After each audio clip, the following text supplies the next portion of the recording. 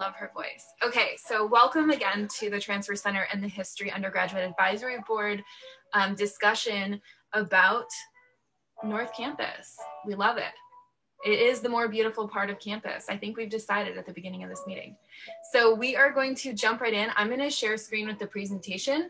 And we are going to kick it off with introducing our panelists this evening. So let me share. Hold on. I'm sharing.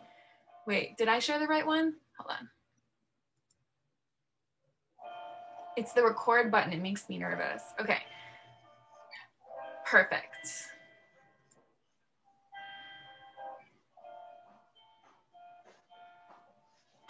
Great. So we're going to talk about adjusting to UCLA life and owning your Bruin life as a humanities person at UCLA. So let's start. Oh, and if you didn't know, we're doing a giveaway all week long. And so just by attending here, you're automatically entered. We're doing this really cool fancy tote bag with a t-shirt and some other UCLA merch. We'll be mailing it to winners. We're actually giving away 20. So for each event you attend this week, you get an entry. Everyone here is already entered, hooray. But if you're seeing this and you want to still enter, definitely come check out a few of our events later in the week. We have one coming up with the Dash U Center. We also have one where we're going to be talking about how to get involved in campus in winter quarter as a transfer student, which is Thursday at noon. So definitely check it out. Okay, now we've gotten to introductions. I will let our esteemed panelists introduce themselves.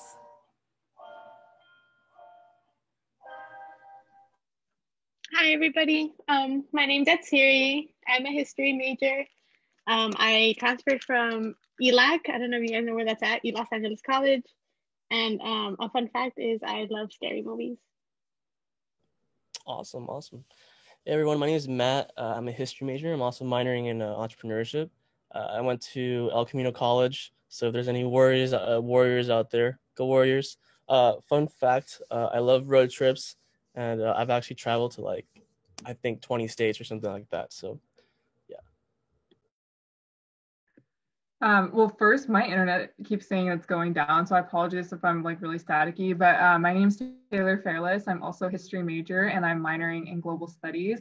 I transferred from 2 community colleges, they're sister colleges in Orange County, and Saddleback College in Irvine Valley. And then my fun fact isn't as cool as Matt's, but my fun fact is that I attended an art university for a year before starting community college. I love that fun fact. Those were all really good fun facts. Okay, and we have 2 additional panelists that are also mentors in the transfer mentoring program.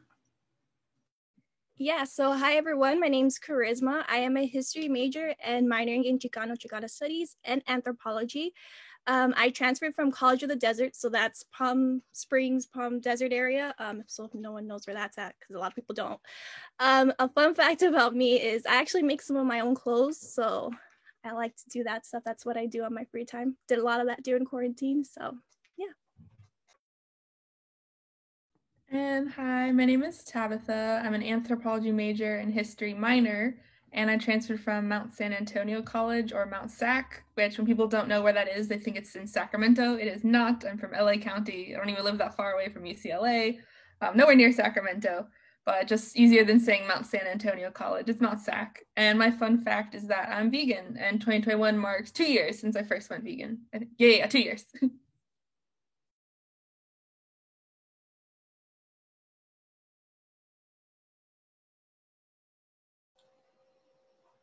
All right, guys. We are the moderators for today's event. My name is Haley Safanov.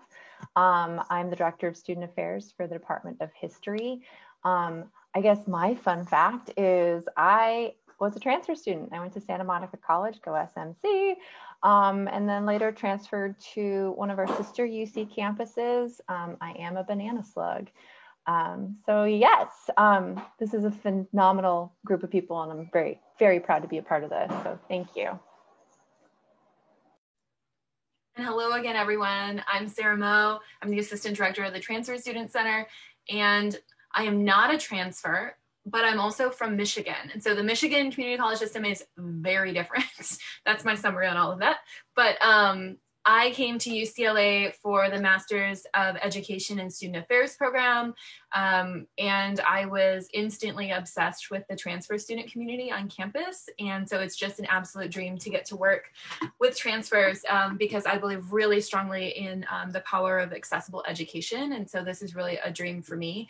As someone who grew up in a household with a parent who didn't go to college, it was really hard making a lot of decisions. So I really love working with first generation transfer students because I know I had a ton of questions about going to college, and it was really hard to like find someone that I could that would help me navigate those questions. And so this is really like something I believe in really strongly. My fun fact, I'm gonna go off one, it's a sister fact to Tabitha's. We were logging and we were talking about how Tabitha's vegan. I'm vegetarian. Also being from Michigan, I love soup. To the point that multiple people have called attention that they think I like soup more than a normal person. I just think it's really versatile and delicious. And I was really excited when Tabitha told me that she likes soup too. So weird, fun fact. Okay, we are going to jump right in. So tell us more about your org, History Undergrad Advisory Board. Yeah. So HUAB stands for the History Undergraduate Advisory Board. Me, Taylor, and Atziri are in it. There's some other people here who are in it. Go Aylin, go Emily. But yeah, so basically, we're on board to help represent, diverse ideas and just kind of implement like new ideas from our peers within the department. We're also here to help guide people and, share any like helpful resources and, improve like awareness as well as the stuff in the office that could be helpful. And just like, especially during these times, like try to increase like community engagement and, just create inclusivity and, like hosting events like these. But yeah, that's a little bit about us and what we're trying to do.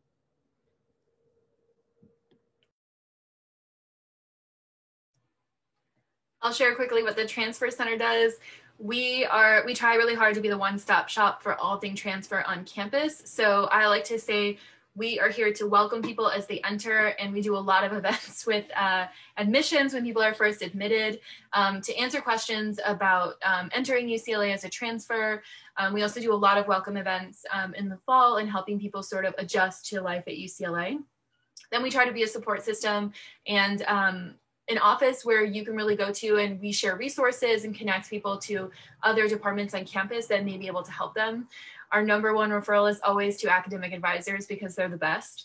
And we have lots of office hour partners such as Financial Wellness Program, Student Legal, Study Abroad when we're in person, and all those good things. We advocate for students, and so we have a whole team of people from across campus that get together and talk about advocacy issues impacting transfer students. We also support student leaders that are working on advocacy problems, like with our involvement with the Transfer Leadership Coalition, as well as the Transfer Student Representative's Office. We have a mentorship program, and so we have two of our mentors here with us today, but we also, just for like numbers wise, we have over 500 first-year transfers being mentored by about 130 mentors working with us. We also run the ever popular Transfer Center social media. So we're on Facebook, we're on Instagram, and fun fact, the staff and I answer all the direct messages we receive on those platforms. So if you ever DM us, you're talking to someone from the center. So we answer a lot of questions and try to really be a place that transfer students know that even if it's not a question for us, we can help you get to the right place to answer your question. So that's really one of our goals. And then finally, we like to help people celebrate as they graduate. So last year we had our first ever transfer graduation celebration. If we're remote, I'm 100% sure we'll do it again. So definitely check it out. All right, so we have some prepared topics. I know everyone has chosen one. So the first one is not knowing where to start. the question we're going to pose to Matt here. So many new transfer students do not know where to start because there's so many resources and organizations on campus. What did you do to find those resources that fit your needs, and how did you find your place on campus? It's a good question, Haley. Thank you for asking me that. So yeah, first off, congrats to anyone watching this. Congrats on getting to UCLA if you're new transfer. It's super hard. You know how much work you put in. All the all-nighters, counseling appointments, on campus, off campus involvement. So kudos. But yeah, just to tell a little quick story about myself and my journey to UCLA. I majored in history. Wanted to go into law, was kind of like flip-flopping between law and like business and like everything media. Just like didn't really know where I wanted to go, but I just knew I liked history. And I was super involved on campus. I was lucky enough where I didn't have to work too much. Like my parents really helped me out at home, and I was just lucky to have time to even do stuff on campus. And I guess that kind of translated here as well. And I got into UCLA.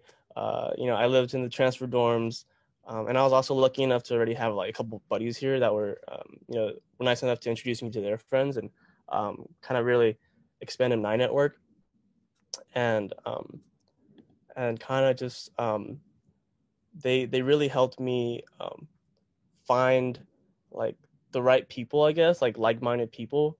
And then using those people, I kept talking to more people that they knew. So like it was just like kind of like a web of people where I would just like ask questions like, hey, like, do you know about any like clubs about sports on campus, or like entertainment, or like whatever I was interested in. So I would just hit up people. So I think that was like a really good resource for me, just like talking to people. I know it's harder now because it's Zoom, but I really recommend like just kind of showing up. All you gotta do is show up. Like you can even turn off your camera. Just showing up shows your interest, and like people will remember you, because sometimes sometimes the clubs need help. Maybe they'll reach out to you. They'll be like, hey, like we've been seeing that you've been going to a lot of our meetings. Would you be interested in maybe joining a club and doing more things and getting involved? And once you do that, you create bonds, and you make friends, things like that. But yeah, to go off of that, UCLA has so many resources. During orientation week, or like week 0 and like the first 2 weeks of school during fall, like everything's just thrown at you, right? And you're kind of just like, whoa, like where do I start? And kind of like there's just like so many clubs you can join. Like there's literally like 1,000 or something like that. So for me, I started off with transfer students because that's just what like I felt like I identified with the most, especially because I lived in the transfer dorms. And they sympathize with you, they kind of relate to you, and they know we've all been there, so like they help you. Ask questions, people are very nice to answer it. And kind of after that period ends, everyone just starts to form groups and friends, so make sure to be a part of that. But yeah, after that I branched out after I understood the social landscape a little bit, throwing out big words here. And then I made friends in my minor and my history classes, going out to like rush events for frats, or like even like job fairs, even parties, like stuff like that, like things outside of classrooms really help as well. Because you're not only paying for the academics, but you're paying for the experience. So recommend you like even though it's Zoom, go out, try to go to as many events as you can, especially the ones that you've always wanted to like kind of try, but we're too nervous to go in person. Like now you can just go and turn off your camera and just like be there, right? So yeah. But yeah, like I said, just to end it off real quick, what really helps is like prioritizing things that you like. So do things with like-minded people, and sometimes like they'll give you new ideas and just like point you out to like other things that you might be interested in that you never knew you were, and you'll find your place. So no worries. If anyone wants to jump in, feel free. Thanks, Matt. Yeah, like I can't stress how important it is to just get yourself out there, but to prioritize, because you can get lost in the weeds of it all. But if you find those meaningful points, you really can make the best of your time here at UCLA. So that's incredible advice. Thank you. So I guess with that, we can go to topic number 2. So imposter syndrome. So Taylor, I'm going to pose this question to you. How did you approach and overcome imposter syndrome? Okay, so this is a question that I've talked about a few times. I've actually gone back to my community college to talk about this, particularly because when I went to community college, I was pretty heavily involved in various like international relations clubs. And as I mentioned earlier, so during high school, my entire time in high school was spent towards, gearing up to go to art school. And then a year in, when I was actually in art school, I was like, yeah, this is not for me. And so I switched out of it. But because of that, though, in high school, I wasn't like the best student. I wasn't really paying attention in class and whatnot, because I didn't find it interesting. And then same thing during art school, I just wasn't learning any of the subjects that would, later come to interest me and like spark my interest. So when I got to community college and I switched to history and I wanted to, start doing extracurriculars, I felt so behind compared to everyone else who had been, studying political science or, had been history majors for a decent amount of time, and they knew so much more about the world than I did. And so I was sitting there and people were saying all these like really intelligent sounding things. And, you kind of start feeling lost. And I think, especially at UCLA, when I found out I got in, I was really excited, but then I was kind of hit with nerves because I was like, oh my God, these people are so smart. Am I going to like make it out here really well? Like, all those questions start rushing to your head.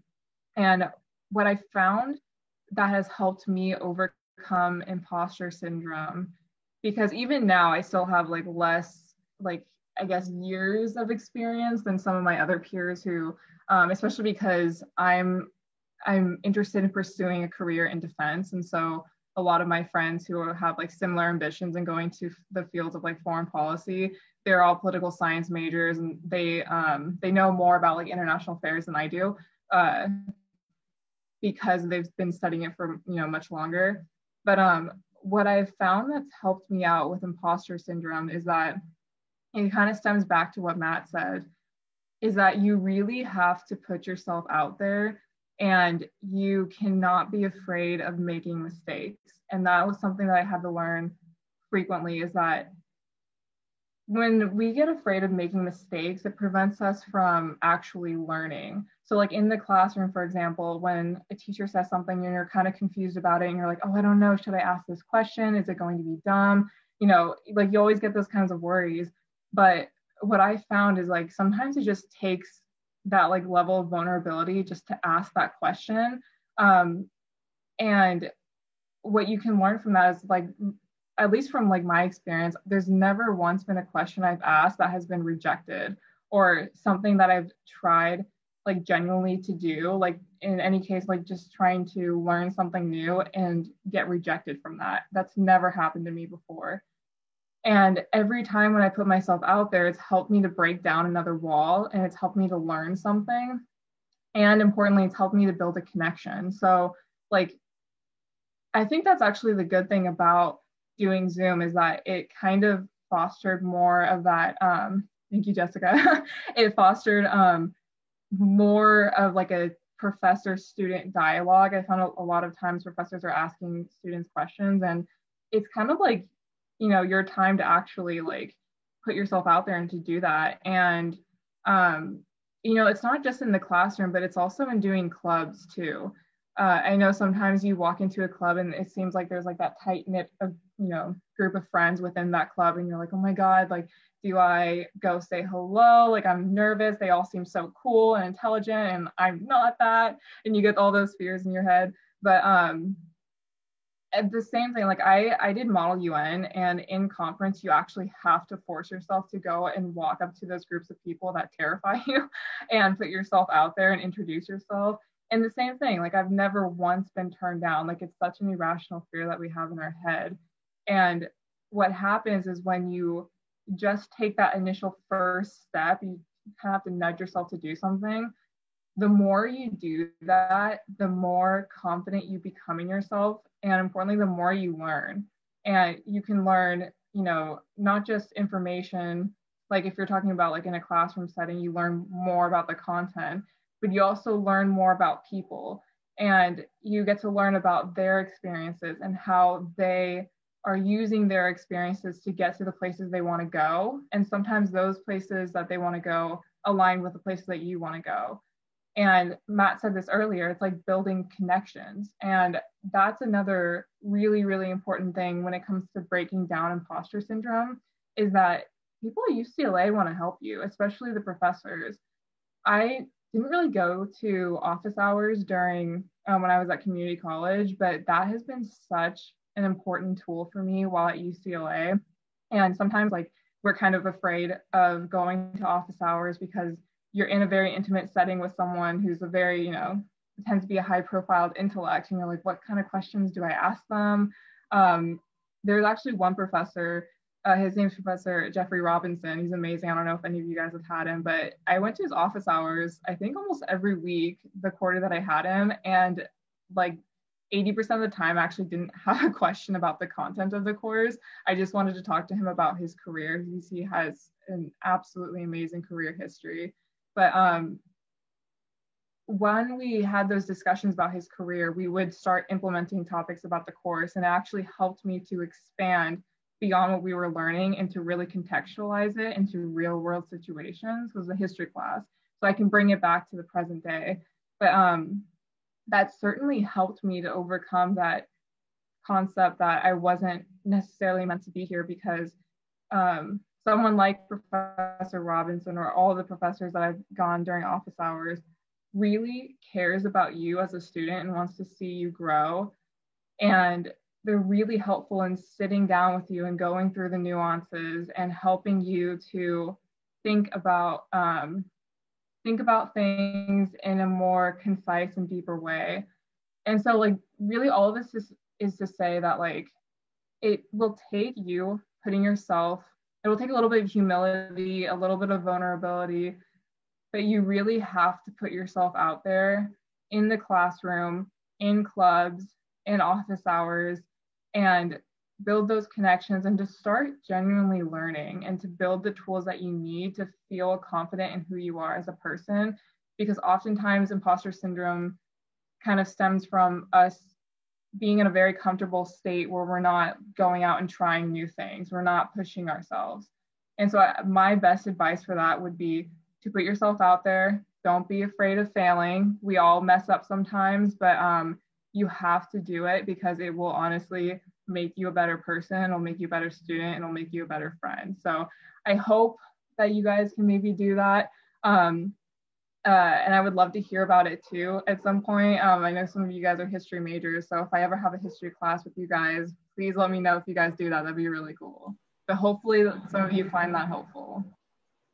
Thank you, Taylor. That was very well said. Thank you so much. And I hope you're a fan of Brene Brown. That's all I will say. All right. So I totally agree. I have one quick add-on, which is I really love that you brought up office hours, because I think that like building that relationship and being the person that asks questions is the way that you build a lasting relationship and a memorable relationship with faculty members. And those are going to be the people that will easily write you a letter of recommendation if you're thinking about applying for a fellowship or a job or graduate school. And so I think it has like many benefits, even beyond like in the moment and overcoming imposter syndrome. I love that you brought up office hours. I know our next topic is topic number 3, which is adjusting from community college to UCLA. So I'm going to pose this question to that's 3. Oh my gosh, I knew I was going to do that. Feel free when we're in person again to just like do this to my hand. I'm so sorry. I was so worried I was going to do it, and I did it. Anyway, thank you for letting me be a complete goofball, and I'm so sorry. But here's a question for you. So how did you adjust to UCLA after transferring from your community college? And remind us again of what community college that was, and any unexpected hurdles that you came across. Okay, so hi everybody. My name's Atsiri. I transferred from East Los Angeles College, ELAC. Okay, so mine is kind of a long story and it's kind of complicated just because of how everything is happening this year. So before I transferred, I was very involved in extracurricular stuff. Like, I was working as a tutor, or like what is kind of like a tutor, but I get to be like in class and then have my own sessions. So I'm like specifically for that class. I was applying to a lot of scholarships. I was in clubs and programs. I even helped start a club, and I was networking a lot because of one of the programs. And when I got to UCLA, like it all stopped. So when I transferred, I also moved out. I moved into the university apartments, and like even my roommates, they were transfers too, and it was their first time away from home. So we kind of like talked about what we felt, and it was pretty similar. So I did get homesick, especially when it was raining and when I came to my apartment and there was nobody there, like not even my roommates when they were still in class. So it was lonely. And when it came to food a lot, I got like homesick because I don't cook. I don't cook, and then if I do cook, it's not as good as like my mom's recipes. So what helped me in while I was transferring is that I had a few friends transferring in with me from the same community college, and one of my friends lived in the same building that I did, so we would study together, and we would eat together a lot. And my other friends had gone through the transfer program, TSP, so they helped me in terms of like telling me where I needed to go if I like if I had a question about like financial aid, they would direct me, or they would help me like get in touch with a person. Yeah, it's sad going home all alone. But yeah, I had to learn the databases by myself, kind of like on the technical stuff. So I kind of struggled with that, and I'm even like the classes that I'm taking or I took last quarter, they helped me more with navigating the databases. Okay, so I'm a shy person, and it takes a lot for me to like become comfortable, especially in classrooms, and like speaking up and like raising my hand and stuff. And I remember when it was my first class, the first day of class, and I was talking to this girl next to me, and she, I mentioned that I was a transfer, and she's like, "Oh, I was a transfer too." She was her second year. And this girl in front of us turns around, she's like, "Oh, you guys are transfers?" She's like, "So am I." And she asks me like where'd you transfer from? And I said ELAC, and and I asked her, and she says, "Oh, I transferred in from Cornell." And I was completely caught off guard because I was like, "Oh my god, that's such a prestigious school on its own." And I was like, oh, like kind of hit with that, like I know that we shouldn't compare ourselves, and even I am proud of myself a lot because of what I've accomplished, but sometimes you can't help it.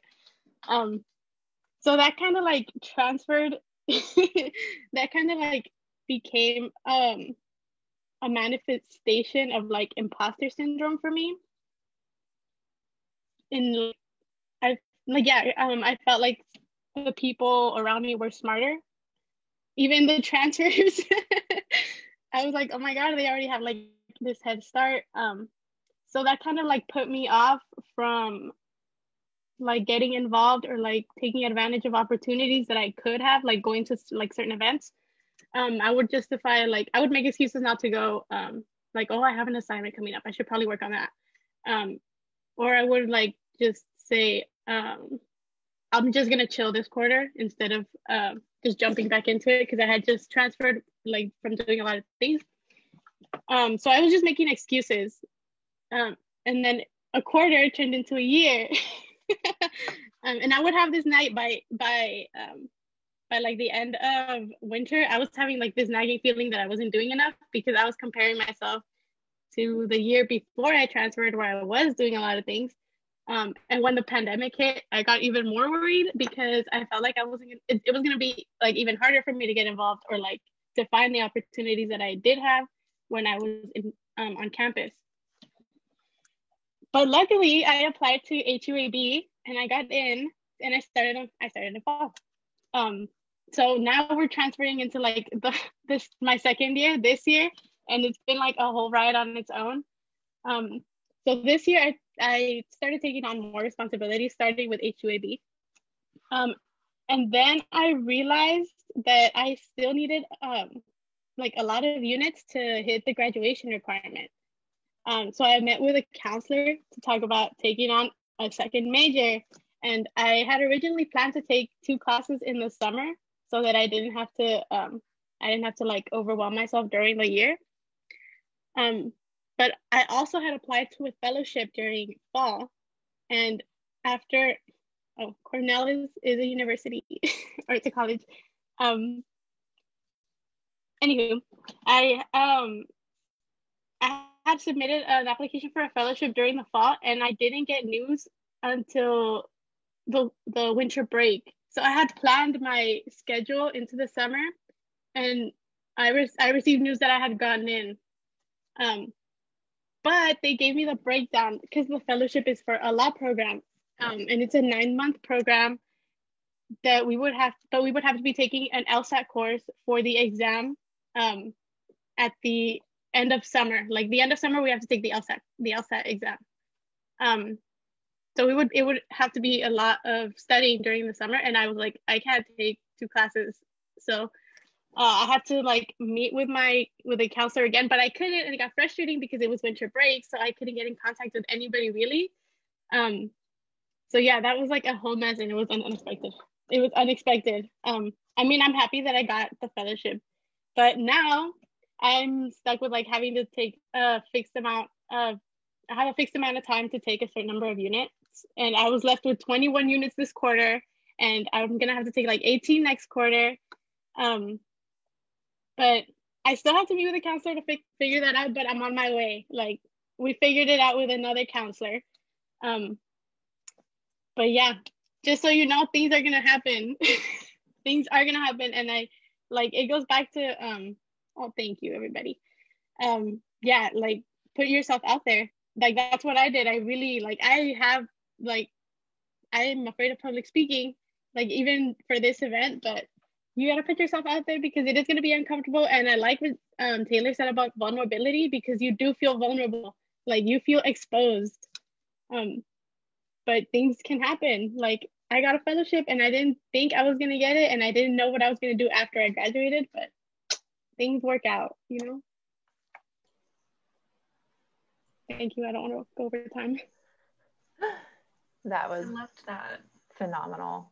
What an incredible journey. And just, I mean, it just shows just how incredible you are and your resourcefulness and just staying completely positive through that whole process and staying goal oriented. So I think it's incredible what can come into view and be possible, but it's because you made that happen. So thank you so much for sharing your journey with us. That's incredible. Thank you. I agree. That was an amazing story. I have nothing to add. That was awesome. So our next topic is transfer stigma. So I'm going to pose this to one of our fabulous Transfer Student Center mentors. The question is, what resources did you use to overcome the transfer student stigma? So I'll either Charisma or Tabitha. Yeah, I could take that. So I actually did not know there was a transfer stigma until I joined TSP. So I did TSP my summer before my first academic year at UCLA. And when I originally applied to UCLA, I was just like, oh, I'm gonna just apply because it's like a university. And I'm like, I'm so excited. And so when I got in, I was excited. And I had never heard about this transfer stigma that was, circulating throughout the university. And it wasn't until I got to TSP where I heard what this transfer stigma was. And it really scared me. I was like, oh my gosh, I'm going into this it's a lot of the imposter syndrome that goes with the transfer stigma.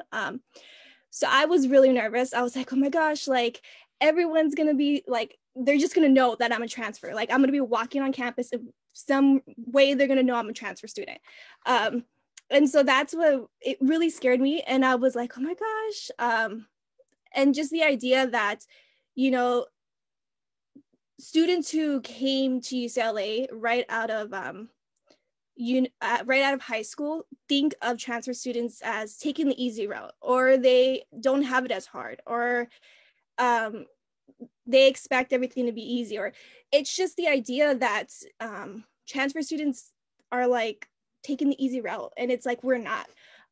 Myself, I actually graduated from a continuation high school. I went to community college, and then of course I'm here, but I struggled a lot throughout high school. I was not mentally in the right capacity to, you know, achieve university level at that time, but CC gave me that opportunity to do that. So once I transferred over, it's like I kept that mentality with me, where I know I worked honestly my butt off to be where I was. And regardless of what my peers thought of me, that I took the easy route, that I am expecting A's, or that I don't know how to survive at UCLA because I did not start my freshman year. I kind of walked into UCLA after TSP, scaring me because I did not know about any of this. But I walked into UCLA thinking, you know, I know my capacity. I know that what I did to get here is more than honestly some other students that come straight out of high school. And that's why I love the transfer community, because of the fact that, you know, we all come with different backgrounds. There's non-traditional, there's, you know, students who struggled so much to get there. And so the way that I got through, you know, the stigma, and just because I, every so often my first quarter, I would hear little like snickers from my fellow classmates, like, oh, that's a transfer student. Like, and I'm like, leave me alone. But yeah, so it was honestly the transfer center that got me through a lot of it. And especially the health and wellness events, the workshops that would be hosted. So if you don't know, the transfer center, during the actual time we're able to be on campus, would host workshops all the time. Every time you would walk into the transfer center, there's a different workshop going on. And so just being at the transfer center and being able to attend those different workshops, you know, gave me the ability to find a community. And so that helped me fight the negativity off that came with the stigma of being a transfer student. And as well as just talking to my professors, a lot of our professors just want to see us succeed. And the history department and the Chicano studies department, I've found the professors want to know more about you besides your academic career. A lot of them are just like, tell me what's going on in your life. And I'm like, okay, like, what do you want me to start? But they are like honestly the best. And so just being a part of the transfer community, and then being able to speak to the professors and just let them know, like, you know, I am a transfer student, because that's the whole thing. People are like, well, the professors aren't going to like you because you're a transfer student. And that's the direct opposite. The professors love us for, I don't know why, but they love us.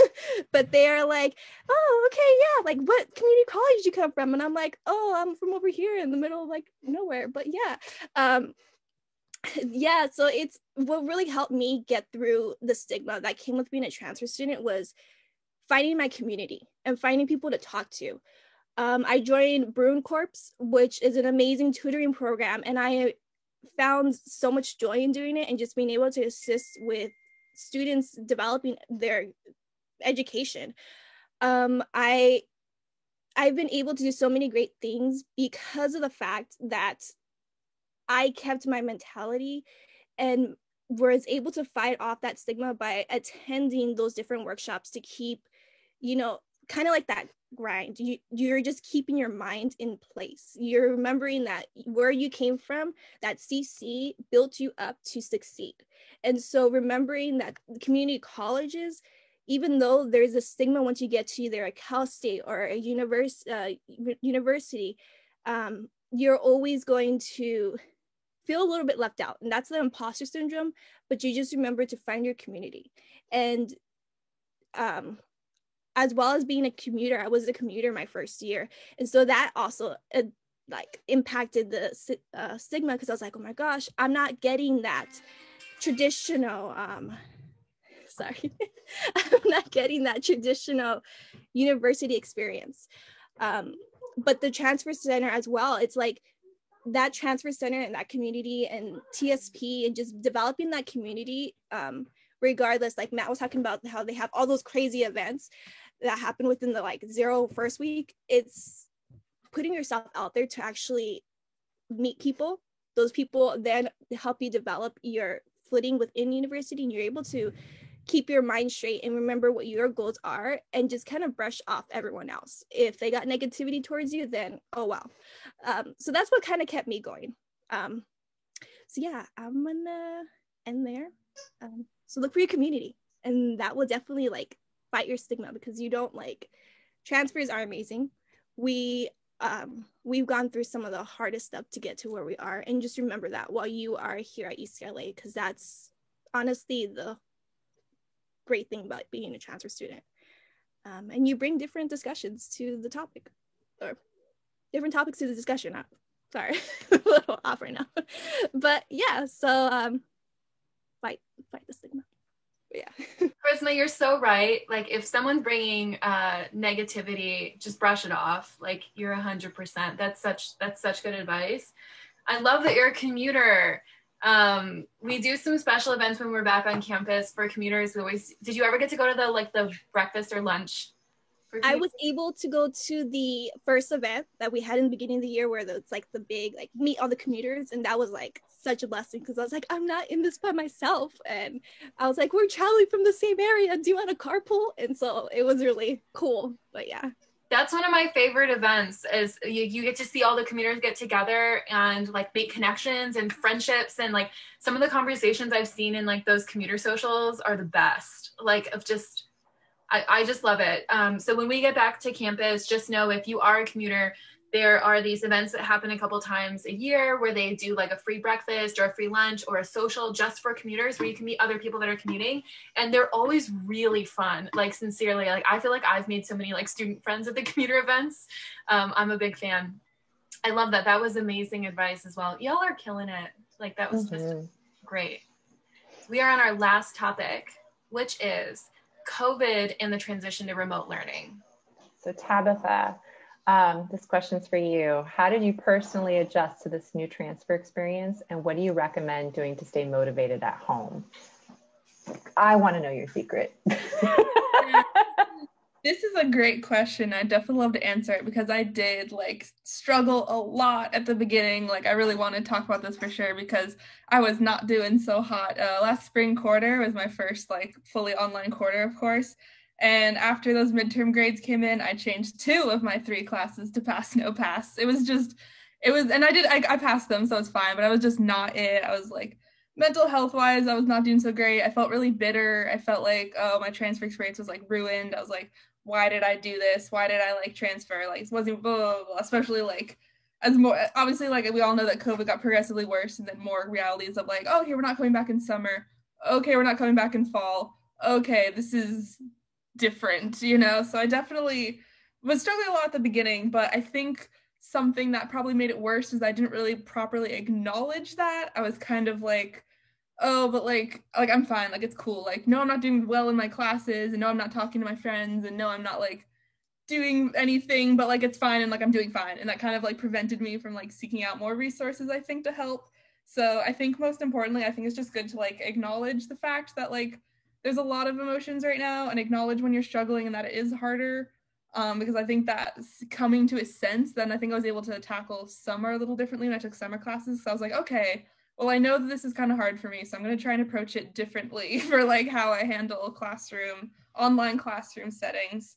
And so I think what mostly makes it different for me anyway is that when we're online, we kind of have to switch to like internal motivation as opposed to external motivation. Because I feel like when we're physically in a classroom, where our professors are actually right in front of us, and we're surrounded by all of our peers, and we're in a physical classroom setting, and the whole environment and situation is what's motivating you. And then suddenly when we're like possibly in our beds or not wearing pants, suddenly it's like, what's motivating me to keep going, especially when I can turn off my camera and my microphone, you know? So switching to internal motivation, I think is difficult. And obviously, like I'm a kind of person who's pretty externally motivated in general, so this was hard. But I think we just kind of had to become like more self-sufficient. And it was a lot of like little adjustments that I've definitely tried to incorporate now, and I've done a lot better since spring. I've not taken any classes past no pass since spring, but for starters, this sucks and is not possible for everybody, I totally know, but like keep your camera on during lectures, because like if I'm confronted with the fact that like, okay, my professor can see me, I'm not going to be like in my chair, like on my phone, not paying attention. I'm going to be like sitting and like taking notes. It's very performative, I guess, but at least then I am like, to not be paying attention while my camera is on, it would have to be so much effort to like not look like I'm paying attention, that at that point I might as well just like actually watch the lecture and listen. So camera on, but I do know that's not like possible for everybody, so it's not like a requirement. Starting like workload stuff early and starting small, because Zoom and school burnout is so real right now that like I don't know about you guys, I do not want to work after I log off my Zoom class. I'm like, I don't want to do anything else today at all. So, but if I start my readings like a week before they're due and just read like 10 pages a day, then it's like I'm done in 30 minutes and I just stop and I can take a break. But if you do that early enough, or if you're like, okay, I'm gonna write like one paragraph of my essay today, but if you start early enough, that's fine. Like doing like little chunks of work over a greater period of time works a lot better for me, because it's less of like study marathons like in person are one thing, but study marathons with just you, it's not the same thing. So start early and start small, especially when like you're a procrastinator, like probably most students I've ever met. I think that definitely helps out a lot, because then you get burnt out slower. And then, yeah, find ways to still feel connected to UCLA, especially as transfers. I know for me, like a lot of my mentees and everything who are transfers, they just keep saying the same thing to me. They're like, I don't feel like I go to UCLA. Like, I don't even feel like I'm here. Like I know I transferred, but like, what does that mean? And even as someone who did spend a glorious 19 weeks on campus, I still felt like I didn't go there anymore. But my mom suggested, she's like, oh, hang up some of like your stuff or whatever. So like I tacked up like my little like UCLA bound, you were accepted thing on my wall, which is like a really little thing, but it really helps. I kind of saw it every day and I was like, yeah, I did get accepted to UCLA. Like I still go to UCLA and my degree is still going to say UCLA. So if you haven't, and like one of my mentees has a big like flag hanging on her wall. So like any kinds of just like little like my I think my phone wallpaper is UCLA, because like it's just a little nice thing to be like, yeah, this is the school I go to. Like wear your hoodie around the house. Like remind yourself that you go to UCLA. You're still connected. If possible, I don't want to like cross the line, but like if possible, you can walk around campus, I think, with a mask, not touching anybody. Like if you're local, like definitely if you have that option, like walk around campus. There's a lot of signs that say it's closed. I see people with dogs there all the time anyway, so just don't go inside anywhere. And then I guess my last thing that really, really, really helped me was join a club. A lot of other people have already talked about the importance of like clubs and community, and I cannot emphasize that enough. Join a club that has a social aspect. I would not have made it through if I hadn't had my friends who I was like, who I could at least talk to, because you're not alone. You have a lot of people going through this. Join a club, force yourself to go to the meetings. I know Zoom fatigue is real. We don't want to go to more meetings, but like go to something, because even a club that may seem like it's very like academia focused, like I'm in the undergraduate anthropological association, which is the anthro major club. And so it's like, it sounds like a very formal thing, but they have like game night socials and study nights and like a group meeting where we talk and stuff. So I will put more club recs in the chat because I just saw that question. But yeah, those are the things that really helped me. And last fall was a lot better, I think, for me than that first spring. Grades wise, mental health wise, everything. Like it's an adjustment period, but you can do stuff to like make it better for you. But I also sincerely hope that you guys get to be on campus in fall and probably spend more time there than I did. So I hope so. Thank you, Tabitha. Excellent advice. Excellent advice. Surround yourself with UCLA Bruin gear, I think something, one of the best pieces of advice I've heard so far during this whole pandemic. So that is a gem. Thank you so much. And everything else you shared, incredible. So because we're kind of getting close to that 1 hour mark, and as we've said, Zoom fatigue is kind of real. We did have an idea of maybe doing 2 open-ended questions for the panel, but if it's okay with the group, I'm going to ask one. And I like the first one the best. It's just one of my favorite ones. I love it. What do you wish you knew before transferring, and what would you tell your younger self? And this is open-ended, so feel free to jump in. I'm gonna put the timer on for 5 minutes, okay, guys?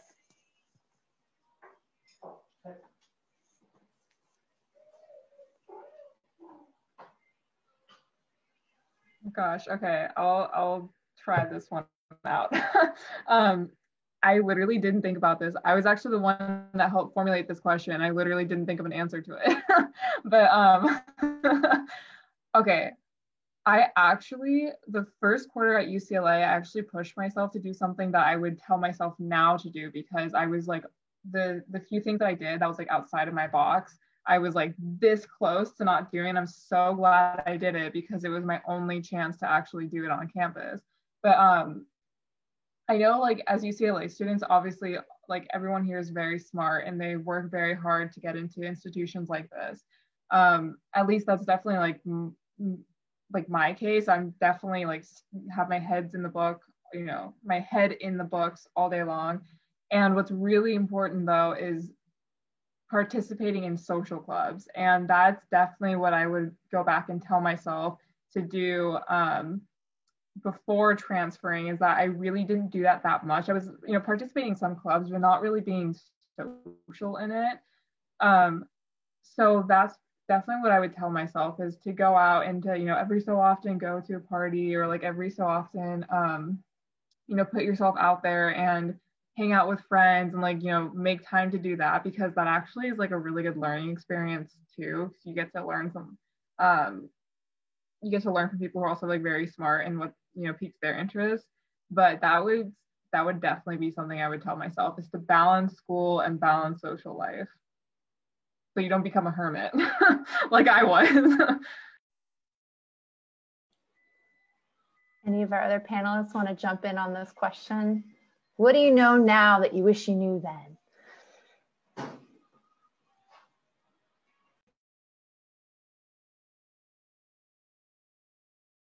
I just want to say something really fast, because someone, I think Carly said it, in the chat, I'm hoping to go on the Bruin Walk. The Bruin Walk is the worst thing. You get like bombarded like with so many like flyers and stuff. But it definitely is though like something that you'll come to like recognize as like one of the defining factors of UCLA. Oh wait, is there a virtual one? Wait, you're teaching me something. What is this? A virtual viewer. I totally agree with you that I am like a Bruin Walk hater, but our staff was like, we've kind of missed Bruin Walk. And so we're doing one this Thursday where all the clubs are going to come pitch why you should join their organization this quarter. So, and we're doing all transfer friendly, transfer specific orgs that are like explicitly like, we want transfers to join. So we're doing a mix of like social, academic, and professional orgs. For sure, I know there's 14 that have said yes as of today. The list is like continuing to grow, so it might be more, but we're gonna have like rooms where you can go in and learn more about what they do. We're asking each club or org to come with like their pitch, because on campus, there's this stretch of sidewalk called Bruin Walk where people will try to like hand you flyers, convert you to their religion, sell you donuts and all that stuff. And it's kind of amazing, but also kind of terrible. I totally agree with you.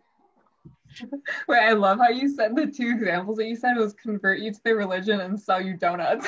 Yes. Like that's actually so true. They're so like, it's so random like that. But that sounds really cool though. Congratulations on doing that.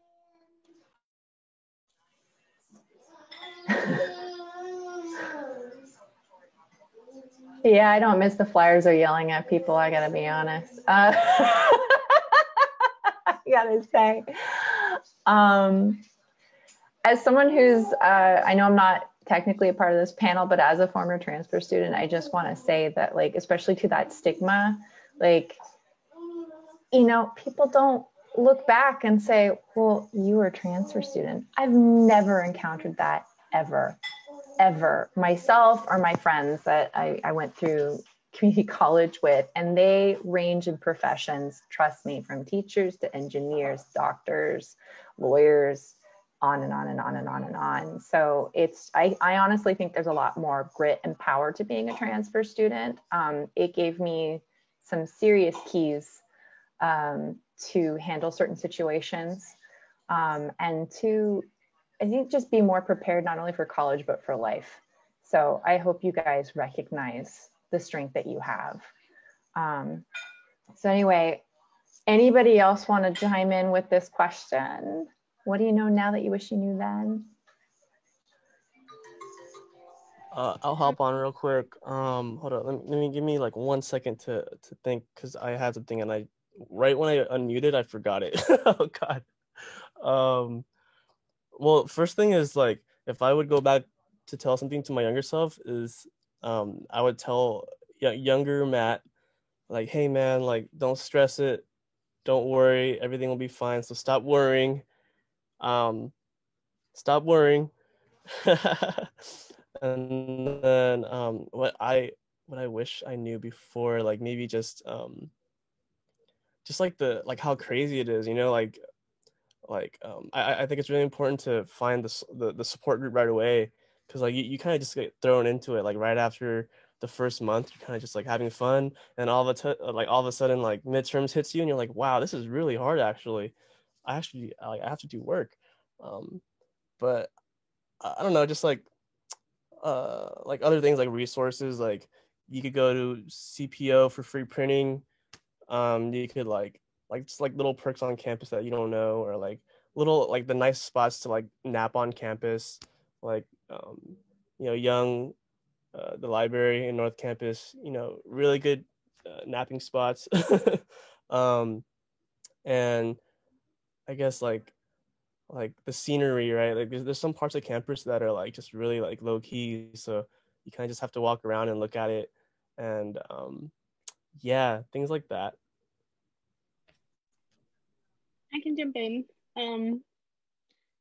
I mean, I feel like I would tell myself to get involved sooner, just because I feel like I could have taken more opportunities in person and I didn't, and I kind of regret it. But it doesn't kind of go with what I tell my younger self, but it's just like kind of what I recommend, I guess, like some advice. I'm a planner, so when my plans changed, I got super stressed. And like it had not happened before, where my plans changed so drastically that I had to I had to organize myself all in like week 1, starting day 1 of week 1 in winter. Especially since we don't have a 0 week, so it made it a lot more stressful for me. But I just keep in mind that things change, so learn to organize and adapt fast, I guess. Fabulous. Excellent. I think that's a really good note to end on. So with that, I think I know I asked y'all to chat me if you had questions, but I think the chat box has already done the work for me. I think we got our questions answered. So I think this is a really good moment to say thank you. So on the next slide, there are some history links if you are interested in the history program, or excuse me, Eleanor Roosevelt, excuse me, if life were predictable, it would cease to be life and be without flavor. Thank you, Mrs. Roosevelt. So,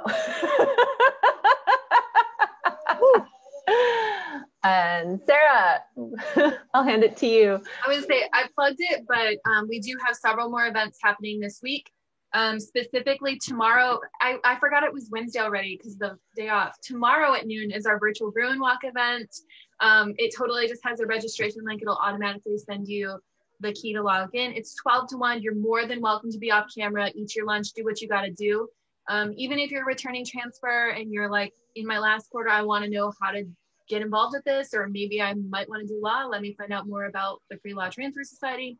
Come check it out. It'll be really fun. If you miss Bruin Walk and people handing you things, this is the time for you.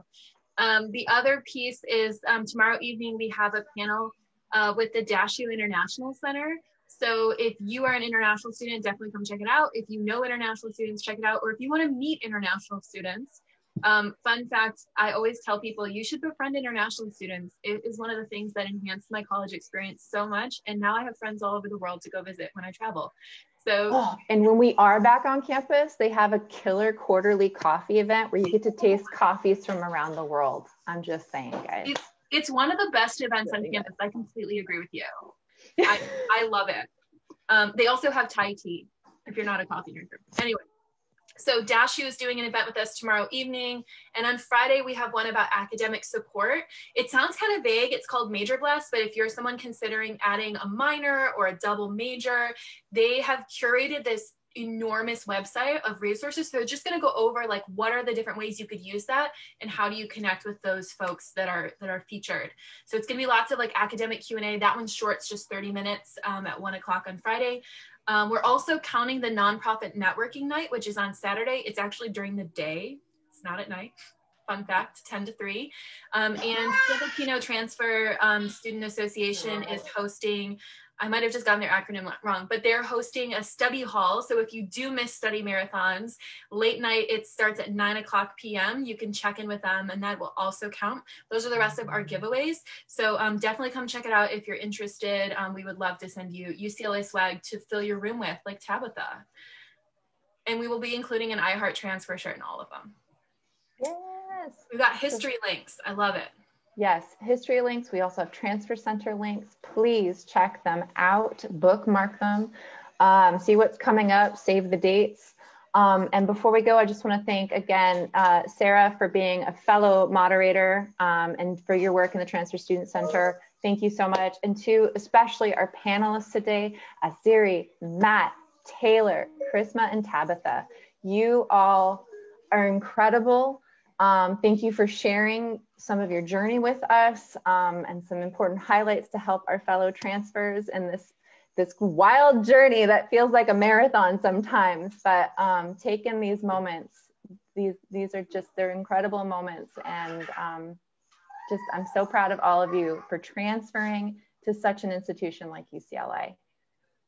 So thank you so much. I totally agree. You all were amazing to listen to. That was such sage advice offered. Definitely connect with them after the fact. And if you're in here, you're already signed in, so there's no additional checking in to do. We have your info to enter you in the raffle. But thank you all again so very, very much. You all, more than belong at UCLA, and I think this was a great reminder of that, to hear all of these different stories of people coming in. So I am going to stop recording before I forget.